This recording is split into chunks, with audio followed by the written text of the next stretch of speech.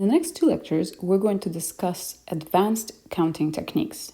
So, situations where simple multiplication or simple addition principles are not going to apply, something that is a little bit more complicated, and we will consider different categories of the complicated. First of all, we're going to discuss something eventually that will be called linear arrangements formula. For now, let's start with an example. How many different ways are there to arrange letters in the word add? Remember that up until now, we've dealt with arrangements with distinct objects. So, for example, when we were placing our ministers in a row, there were different people, and therefore we could write down the number of ways to arrange them as a factorial of the number of the objects. Here, we no longer have distinct objects. Two of our letters are identical. So, if I were to treat them as different, I would start by labeling, let's say, D1 and D2. This way, I can see that they are now distinct. So what would happen if I treated them this way and arranged them in this manner? Well, I could put D1 first and have dad, or I can have D1, D2, and then A. And then I can have all of the exact same permutations, but with D1 and D2 swapped. So A, D2, D1, D2, A, D1, and D2, D1, A. This is it. These are the 3 factorial or 6 options altogether. So the total number here is 6 if we treat letters D as different.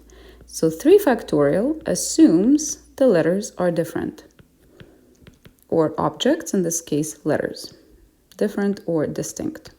So how can we get from this 3 factorial with distinction to the way to do it with repeated letters? Well, notice what I did. I first listed all of the possible ways, keeping D1 and D2 in, let's call it, increasing order. D1 always came first. And then I did the exact same thing, but I swapped the positions for D1 and D2. So here I always have 2, 1, 2, 1, 2, 1. There are 3 factorial ways to arrange these letters, assuming the D's are different, and there are 2 factorial ways to arrange the D's themselves, the similar objects, right? There's 2 of them, so we can have D1 and D2, or D2 and D1, or 2 factorial. So how we're going to be able to put these 2 numbers together to produce what we can see as 3 different ways versus 6, we're actually going to divide the 2. So in order for us to consider the same objects, the total number of ways is going to be the assumption that everything is different divided by the number of ways to arrange identical objects within. Let's take a look at the next example here. How many different ways are there to arrange letters in coffee? So again, using similar logic, we can say, okay, well, I can write the word coffee and I can see that there's 2 F's and 2 E's. So if I assume everything is different, I'm going to have 6 factorial ways to do so, right? There's 6 letters altogether. If they're all distinct, there's 6 factorial ways to arrange them. However, I have 2 different F's and 2 different E's, whereas in reality, they're actually the same. So these F's can be arranged in 2 factorial ways. And these E's amongst themselves can also be arranged in 2 factorial ways. But if the letters are identical, I'm not going to notice these differences, much like if I actually take off the indices from D, my 2 arrangements here are in fact identical, A, D, D. So, in order for me to deal with the fact that this overcounts, I'm going to divide by the number of ways to arrange the F's, which is 2 factorial, and the number of ways to arrange the E, which is also, in this case, 2 factorial. So this is arranging the F's, and this arranging the E's. And this is actually going to hold for any number of objects with repetitions. And this is what we generally call linear arrangements formula. Linear because they're still just arranged in a line. the number of linear arrangements of n objects where n1 are identical of type 1, n2 are identical of type 2 is, we're going to start with n factorial, just like we have before. So I'm going to assume everything is distinct. And then to deal with overcounting, I'm going to divide by the number of ways to arrange the identical types of type 1, so n1 factorial, and then divide by the number of ways to arrange the second identical types, so n2 factorial. In fact, this can be generalized, and I can have n factorial ways with n1 factorial, n2 factorial, and so on. As many identical objects as I have, I'm going to divide by the number of ways to arrange them within their identical groups. So with more than 2 possible groups, let's take a look at this next example. How many distinguishable ways can the letters of the word millimicron can be arranged in order? So let's see what happens here. First of all, how many total letters do we have? 1, 2, 3, 4, 5, 6, 7, 8, 9, 10, 11. So let's record that. 11 letters in total. Now, are there any repetitions? Well, yes, I can see that letter M occurs more than once, occurs exactly twice. So there are 2 letters M. What else is repeated? There's letter I that gets repeated 1, 2, 3 times. So there's 3 letters I that are identical. And the other one that gets repeated that I can spot is letter L. Also happens 2 times. So 2 letters L. So putting all of this information into the linear arrangements formula, I'm going to take the total number of letters and assume that they're distinct so that I can arrange everything in 11 factorial ways. And then I'm going to divide by all the repetitions. There are 2 letters M, so there are 2 factorial ways to arrange the letters M. There are 3 letters I, so there are 3 factorial ways to arrange letters I. And finally, there are 2 letters L, so there are 2 factorial ways to arrange letters L. Notice that I do have to treat each and single one of these separately and not just add them all together, because the 2 M's are identical, but of course the M's are not identical to the I's. So I'm not just taking the sum of all the possible identities, I'm treating them one at a time within their respective identical groups.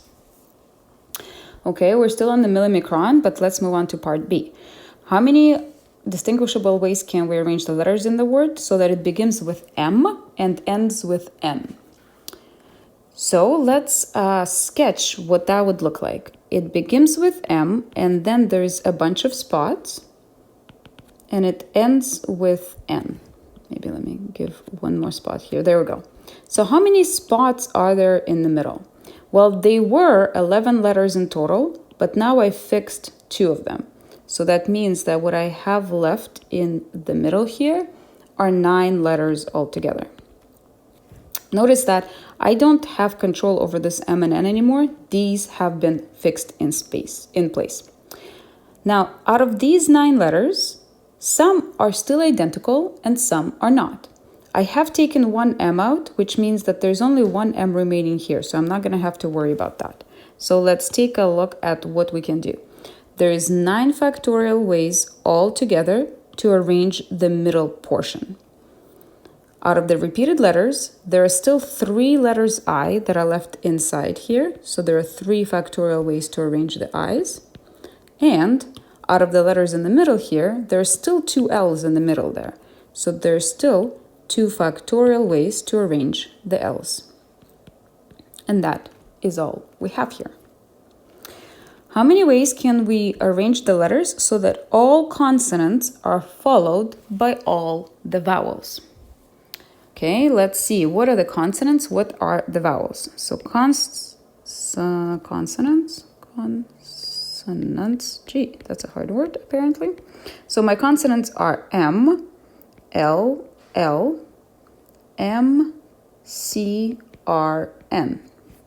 Right? Going through this list. So what do I have? 1, 2, 3, 4, 5, 6, 7. 7 consonants altogether. Some of them are repeated. And for the vowels, what do I have for the vowels? I have I, and O. So 4 vowels altogether. So now, what I have is all the consonants have to be followed by all the vowels. Now, of course, it doesn't have to be in this order. So I'm going to think of all the possible ways to scramble this up and scramble this up, but knowing that first I have to have consonants and then I have to have vowels. So no matter what happens, I have to have a block of consonants followed by a block of vowels. Now, if it's followed, I know I'm going to be able to count the ways to arrange the consonants and then multiply by the number of ways to arrange the vowels. So, first things first, how many ways are there to arrange these consonants? Well, there are 7 of them, so we're going to start with 7 factorial, but of course, some of them are identical. So I have 2 M's that I have to account for, and I have 2 L's that I have to account for.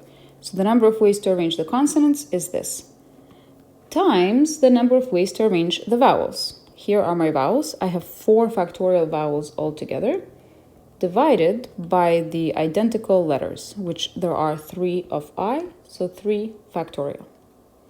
Notice that while it kind of looks similar, this is not the same. The bottoms, the denominators, are actually identical, but the tops are not. 11 factorial is not the same as 7 factorial followed by 4 factorial. In fact, there will be a lot more of these arrangements. These arrangements have more than these ones. In fact, these are a subset of these, because in this case here, I can arrange letters in any which way I want, including consonants followed by vowels. But there's also a lot of other possibilities included in the first part of this question. So here is how we deal with identical objects. Let's now think about how we work with keeping things together and keeping things apart. Suppose 4 couples want to go see Bohemian Rhapsody. Highly recommended. How many different ways can they sit in a row of 8 chairs, so 1 chair per person, if each couple must sit side by side? Okay, so while we do have 8 spots for 8 people, we need the spots to be grouped together so that each couple sits side by side. First of all, we cannot have it so that a couple sits here, because then this chair will remain empty and this is not going to be enough for everybody else. There are 4 couples and 8 chairs. So in order for us to place all of the couples together, we sort of have to start from the left and group these chairs together 2 by 2 in these kinds of like super positions, right? So each of these blocks has 2 seats and each couple must occupy exactly one of these blocks. So let's say we call them couples A, B, C, D. They are in fact distinct, right? So what I have is these are my 4 couples and I have grouped them together so I can think of a couple 1 block at a time. Okay, so a couple is kind of like 2 people got glued together and now we're gonna have to arrange them. So if I have fixed my couples, here's 4 of them, there are going to be 4 factorial ways to arrange the couples themselves. Okay, so let's say arrange couples. So this will include things like, A, B, C, D, or D, A, C, B, or A, C, D, B, and so on. There are 4 factorial ways to arrange the couples themselves. So again, if you imagine literally 8 people, the couples are formed by gluing 2 people together and then moving them around the 8 chairs as a unit. They have to sit side by side, so they move together as a unit. Now, the problem, of course, is while they are a unit, there is something happening in the inside of them, right? So if I have, for example, me, Ksenia, and my husband, David, we can sit this way, me on the left and him on the right, or we can sit in the opposite direction, him on the left and me on the right. So while I have placed us as a couple here in one unit, there is a variation on how we can arrange ourselves within the couple. So for couple A, there are 2 people, So there are 2 factorial ways to arrange couple A. And that way, we have to go through all of the other possibilities. There is also 2 factorial ways to arrange couple B. There is 2 factorial ways to arrange couple C. And finally, there is 2 factorial ways to arrange couple D. And altogether, we have arranged our couples and we arranged within each couple. So we are now done. This is the total number of ways to sit these people in the chairs. So let's think of the overall strategy here. What were the steps that we followed? First, we thought of the couples as 4 separate units as opposed to 8 separate people. So keeping things together means that we will have to think of them as bigger units than they are. So sometimes we say we're going to glue things together. If the things are to remain together, we can think of them as being glued together. Next, we're going to arrange these glued blocks. So in this case, our couples. And then finally, we're going to arrange within each glued block. Okay?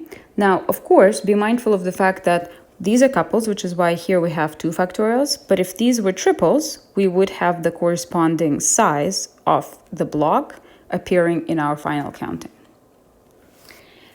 Now, here's how we keep things together. What about keeping things apart? So specifically separating them. Suppose we are still going to the movies, well, rather the Nutcracker. There are 5 adults and 3 children. How many different ways are there to sit in a row so that no 2 children sit next to each other? Always a consideration to think about. So I have 5 adults and they have to serve as separators between the 3 children. So here is how we're going to approach that. First of all, we're going to place the adults. So let me call the adults A, B, C, D, E. There's 5 of them, right? So first, I'm going to arrange all of my adults in some way. Now, there's of course more than one way to do it. I'm going to have to account for that in a second. So these are my adults. Now I'm going to have to think about, I have to separate the children, which means these adults have to serve as sort of separators between the kids. So where can the kids go? Well, the child can go here or here, here, here, here, and over here. If I place the children in these spots, they will always be separated by an adult. So 1, 2, 3, 4, 5, 6. There are 6 spots for children, 6 spots for kids to sit so that there's always an adult in between. For kids to sit with adults in between, or between adults really is what you should say. Okay, so one thing to notice, of course, is that it doesn't say whether or not the row can start with a child or end with a child, so that's totally allowed. So 5 adults produced 6 spots for the kids to be placed. Now we're going to have to think about, well, there are only 3 children and we have 6 spots. So I'm going to have to choose 3 of these spots to place children into and then also permute the children around. Okay, so this is going to be something that I'm going to put together all at once. So the number of ways to arrange my adults, there are 5 adults. There are 5 factorial ways to arrange the adults. Next, I'm going to take my 6 spots for kids and choose 3 of them, let's say these 3, to place children into. So this is, I'm going to choose spots for kids. But once I've chosen the spots for kids, remember that the combinations are not ordered. I have to actually arrange the kids in there. So let's say my kids are like little a, little b, and little c. Once I have fixed the 3 spots where they have to go, I can still permute the children themselves. So I can go ABC or CAB or any of the other ways, right? There are 3 of them altogether, so the number of ways to arrange them is going to be 3 factorial. So this corresponds to arranging the kids. So altogether, the strategy. If I have some separators and things to be separated, the first thing to do is to arrange the separators. So that is my first step. Arrange the separators. In this case, they were adults. Next up, I'm going to choose the spots for the things that I'm trying to keep apart. So choose spots for things being kept apart.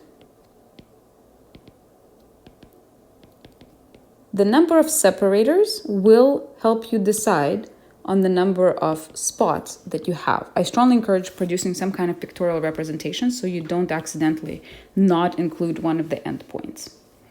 Once I have chosen the spots for the things that are to be kept apart, I have to actually arrange them. So my last step is arrange the things being kept apart.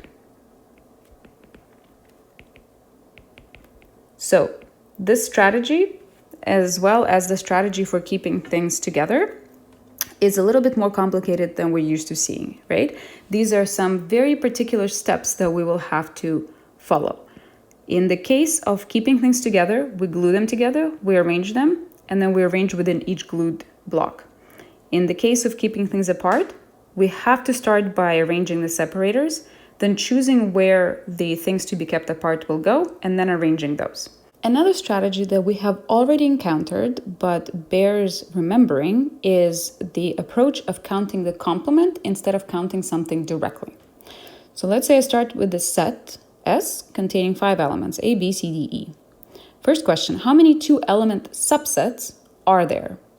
Remember that sets, and therefore subsets, have no order. So all I have to do is, out of the 5 elements, choose 2 that I want to include in the subsets that I'm forming. And then I'm done. 5, choose 2. How many different subsets are there? So this doesn't specify the size of the subset I'm after, which means I'm going to have to go through all the possible subset sizes. And what are they? So go through all subset sizes. A subset can be of size 0. There's only one, that's the empty set, but we still have to include it. So 5, choose 0.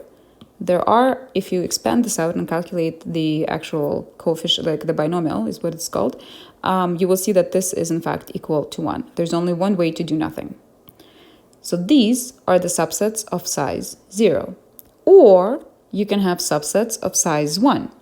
Out of the 5 elements, we're going to pick one element to include in this subset. And if you calculate this out, you will notice that this is equal to 5. There is exactly 5 ways to form a subset of size 1 because you pick one of the 5 elements to include in it.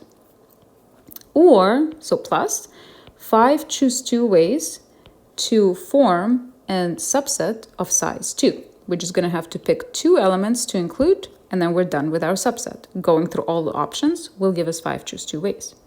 Or there's 5 choose 3 ways to pick subsets of size 3, 5 choose 4 ways to pick subsets of size 4, and finally 5 choose 5 ways to pick subsets of size 5. This is also going to be just equal to 1 because there's exactly one subset of size 5, which is the set itself. How many different subsets of S have at most 2 elements?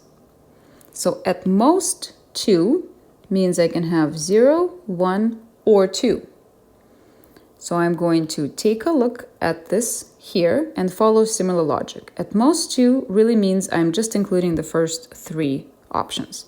So the subset can be of size 0, or it can be of size 1, or it can be of size 2.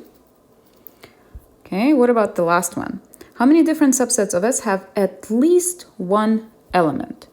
So at least one means 1, 2, 3, 4, or 5. I can, of course, go through all the options. So 1, 2, 3, 4, 5. It's going to be actually all of these. But notice that that's what happens if I count directly. If I count the complement, there's only one option I'm not including. So that's going to make for a much more efficient approach. So instead, what I can do is I'm going to take all possible subsets and I'm going to subtract subsets that are exactly the opposite of this property.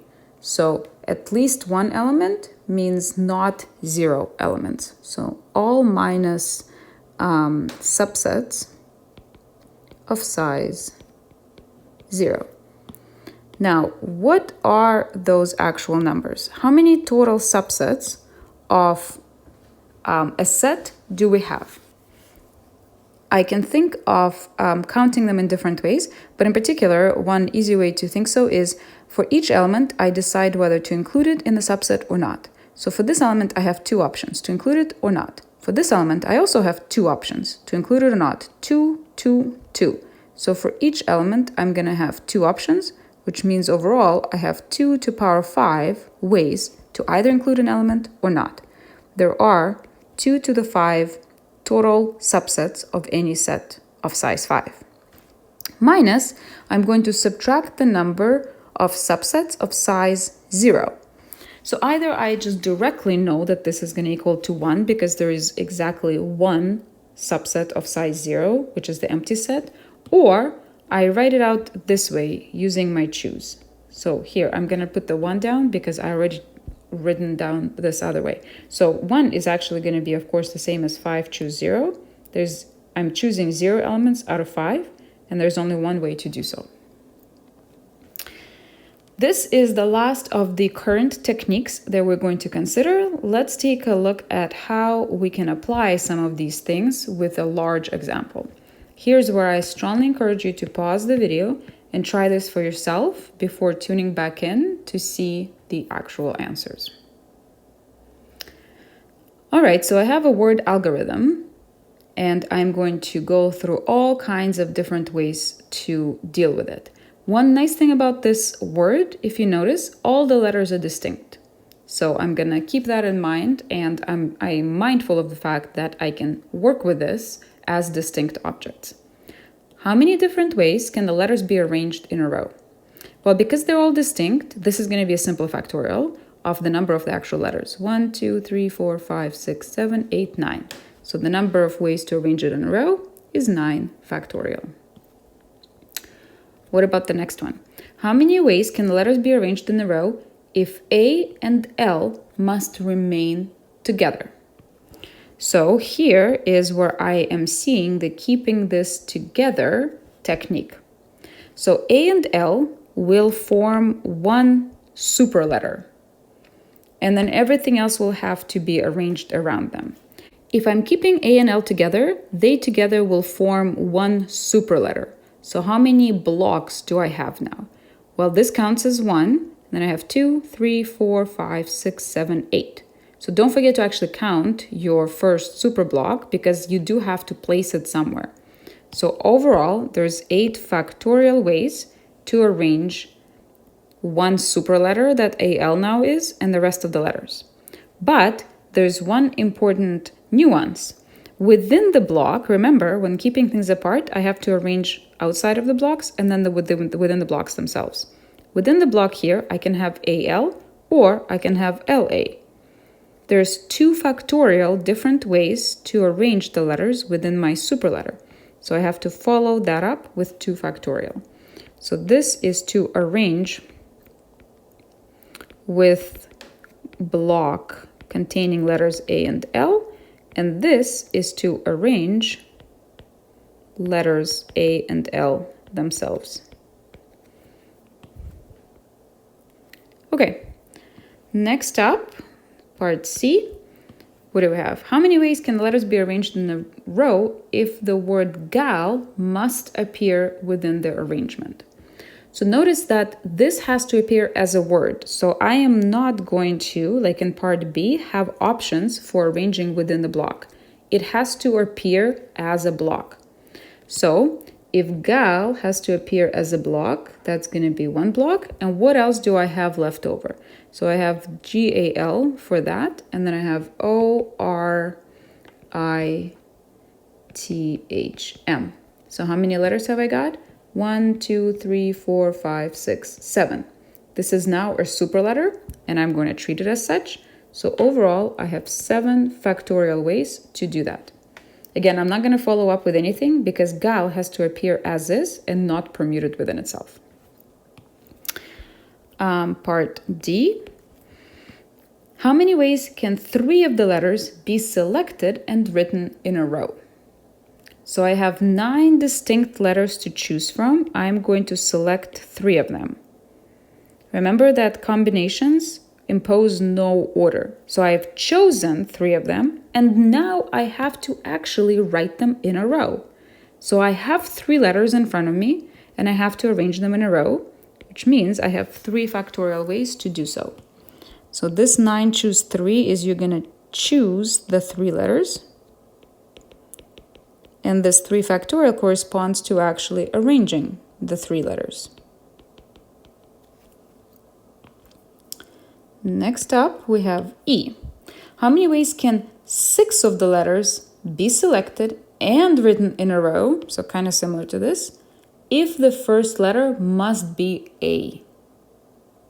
So this is now an additional condition. The first letter must be A. So no matter what I do, my arrangement of the 6 letters that are written in a row has to contain an A, and it has to be the first letter within that arrangement. So I have no choice as to picking the letter A, but I do have to pick the 5 other letters from here that are not A. So I'm going to now have 8 options, and I have to pick 5 letters from those 8 options. So this is going to be choose 5 non-A letters. And now I have my 6 letters chosen.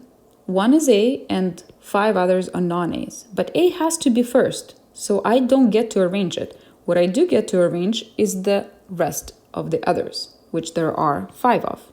So 5 factorial ways to arrange it so that A stays first.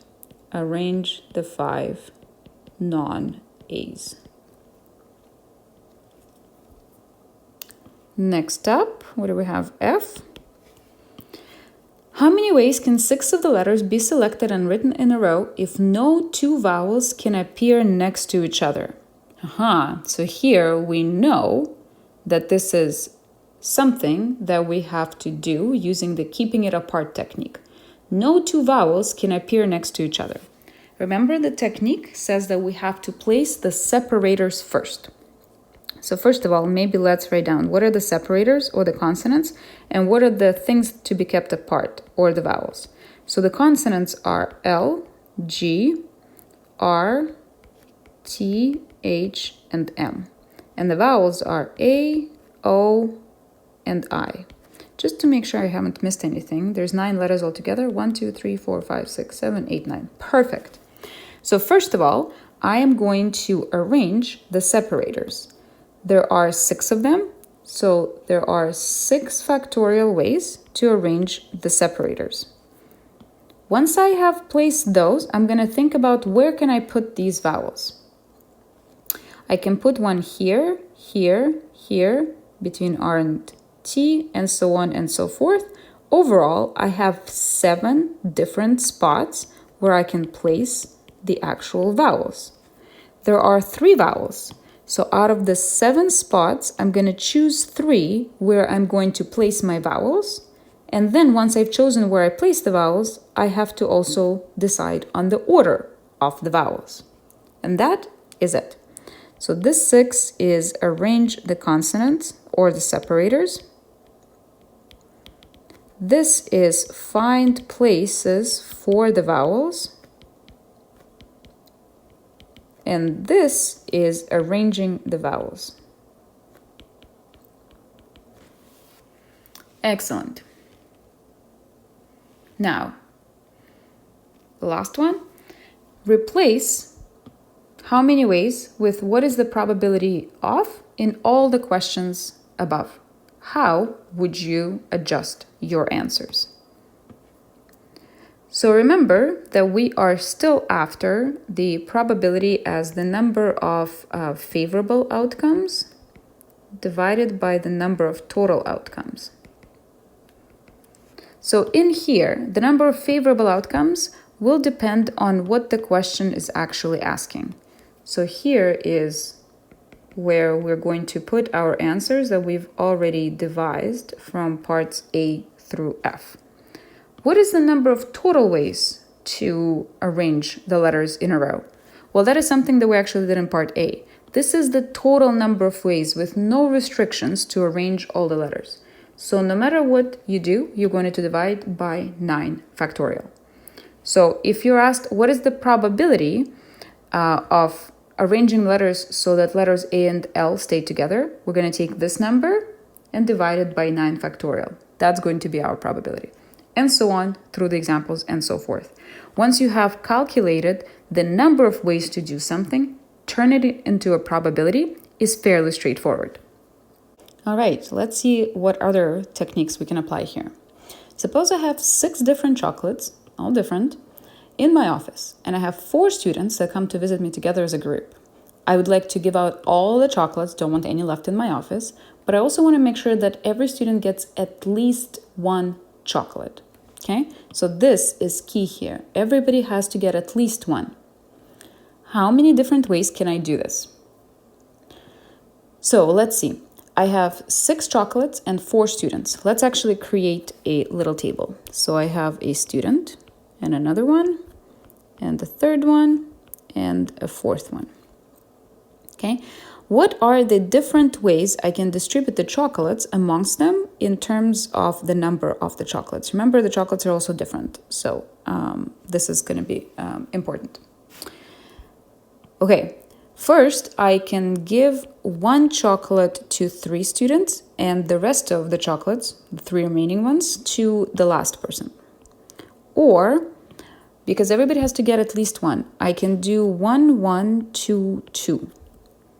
And these are in fact my only options because it doesn't matter what the order is at this point. I'm just wondering about the pattern.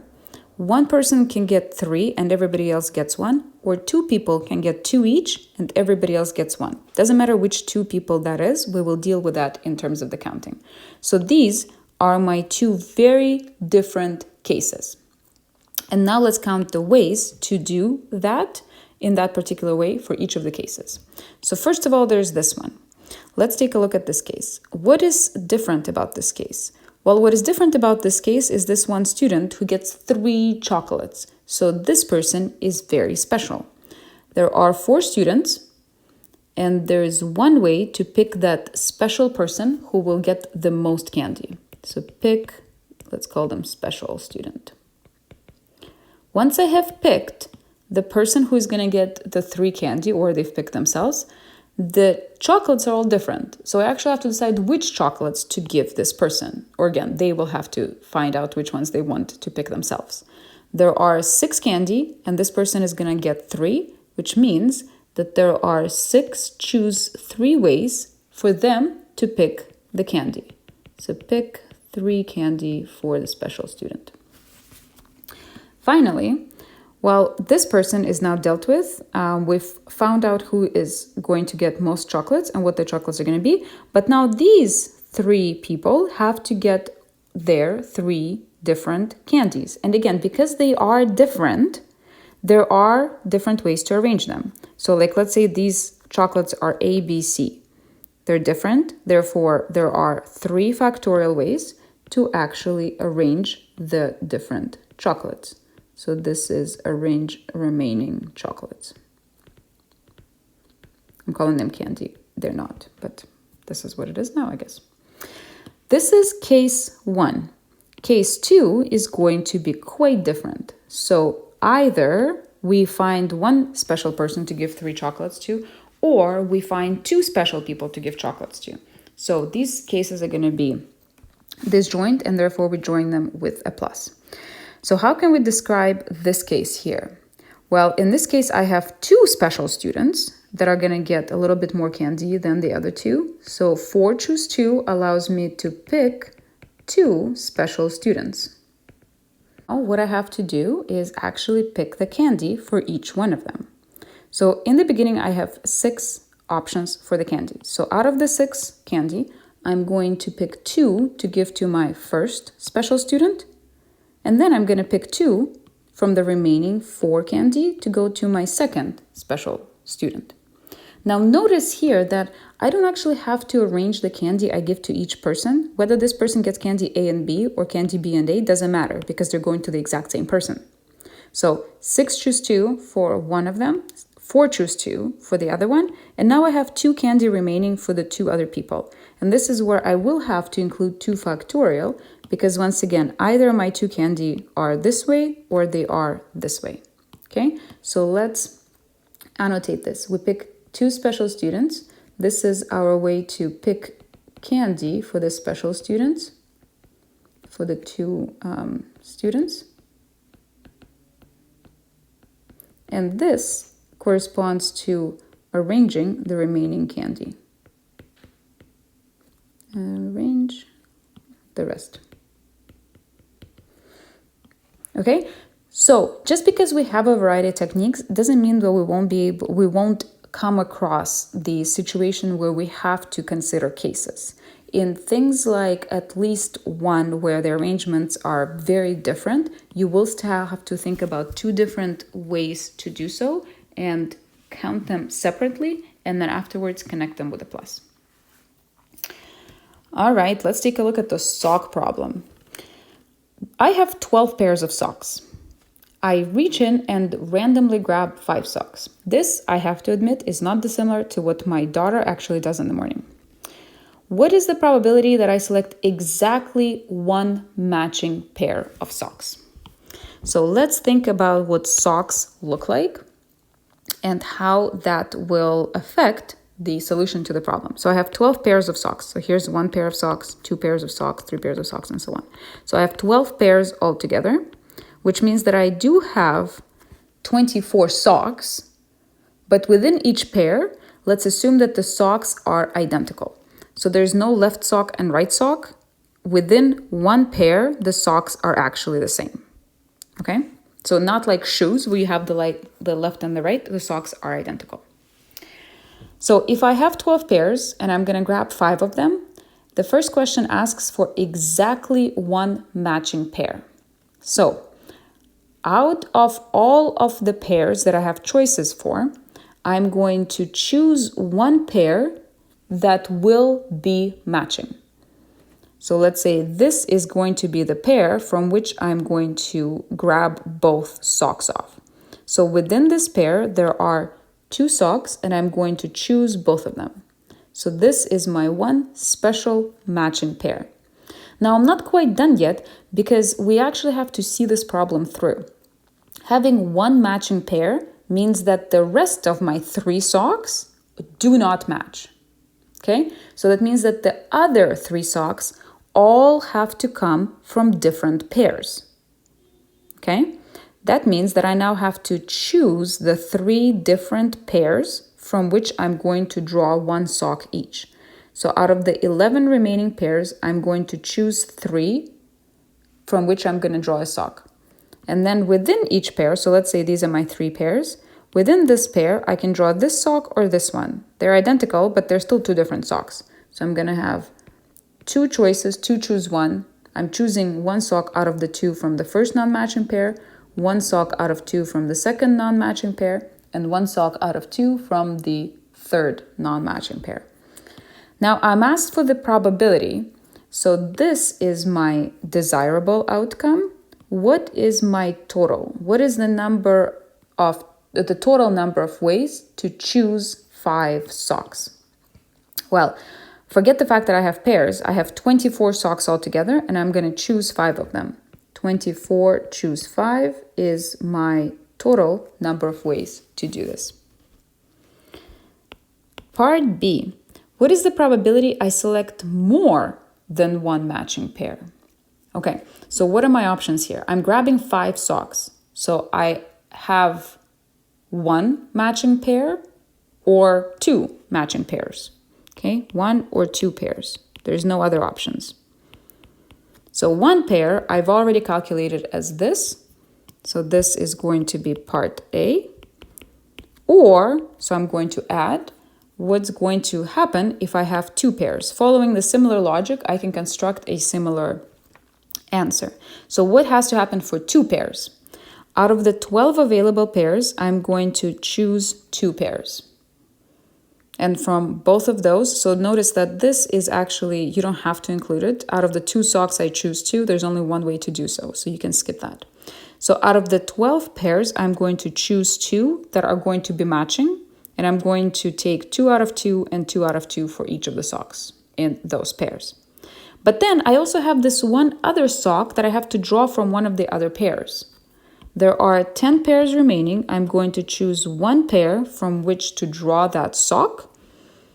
And out of the 2 available socks in that pair, I'm going to be choosing one to actually pick up.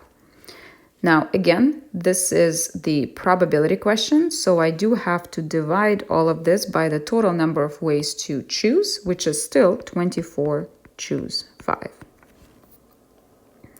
And now part C. What is the probability I select my favorite pair of pink socks? So I don't seem to care about what I select otherwise, so I have 12 pairs and I'm grabbing 5 socks. I'm gonna grab 2 from my favorite pair of the pink socks.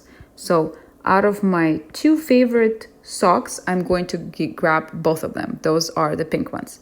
And everything else, I don't care what they are. They can be matching, they can be non-matching, they can be all from different pairs, or maybe one pair and one extra. Doesn't matter. The rest of it are just socks to me. So I started with 24 socks. I've grabbed 2 of them, which means I have 22 socks remaining, and I'm going to pick 3 of them, any 3. I don't care if they're paired up or not at all. Divided by the total number of ways to choose 5 socks out of 24. Okay, the sock problem always requires a little bit of digestion time. So I encourage you to go through this a few times and really internalize the actual logic. Then try to do this, but with shoes. What if you want to make sure you have one of each, left and right? The last problem for this unit, we're going to think about something that's called a birthday problem. So the question is fairly simple. What is the probability that in a set of n randomly chosen people, at least 2 will share a birthday? So let's say we're in a class, we are 36 students. What is the probability that 2 will share a birthday? Let's say we count me, and that's 37 people altogether. Now, here is where we are going to, once again, think of the different ways that we can compute this. So what we actually want is the probability that someone shares a birthday. Now, what does it mean to share a birthday? I'm going to shorten the birthday to B-Day. The probability that someone shares the birthday, sharing the birthday means that at least 2 people have the same birthday. At least 2 people have the same birthday. Now, I don't actually care how many. At least 2 means 2 or 3 or 4 or 5 or all 37 of us somehow magically share the same birthday. All I care about is that someone shares a birthday. So this at least 2 is many, many possibilities. So 2 or 3 people or 4 people and so on. In fact, it's all the possibilities except one. The fact that no one shares a birthday. So I am going to use the complement here. The probability that at least 2 people have the same birthday is 1 minus the probability that no one shares a birthday. The reason this is easier to calculate is because this means that all of us have distinct birthdays. So how do we calculate that? Let me maybe write that down too. Everyone has a different birthday. Now we're going to make a small assumption here, and that is going to be the fact that birthdays are randomly distributed throughout the year, which is not actually the case. If you look up birthday distribution, you will see 2 spikes throughout the year where most people are actually born. But we're going to simplify this and assume that everybody is equally likely to be born on any day that they wish. So 1 minus the probability that everyone has a different birthday. How are we going to count that? So let's think about this. We have n people, so I'm going to draw n spots here on the left. So I have n people. How many possible birthdays can this person have? Well, let's say we're not in a leap year, so there's 365 days in a year. So this person can have 365 possible options for their birthday. What about the next person? Everybody's supposed to have a different birthday, so whatever birthday this person has, this next person can't have the same one. So the options are reduced by 1. So instead of 365, this next person has 364 possible options for their birthday. The next one is going to have 363, and so on all the way down. Now, again, thinking about there's n people, so there is that many spots. We actually can utilize, I'm not going to go through the detail, but it's going to be 365 minus the number of people plus 1. Think about it. If I have like 4 people, I'll have 365, 364, 363, 362. So it's 365 minus the 4 people plus the 1. That's going to result in this last number that appears here. Okay, now I am calculating the probability. So these are the number of different birthdays people can have.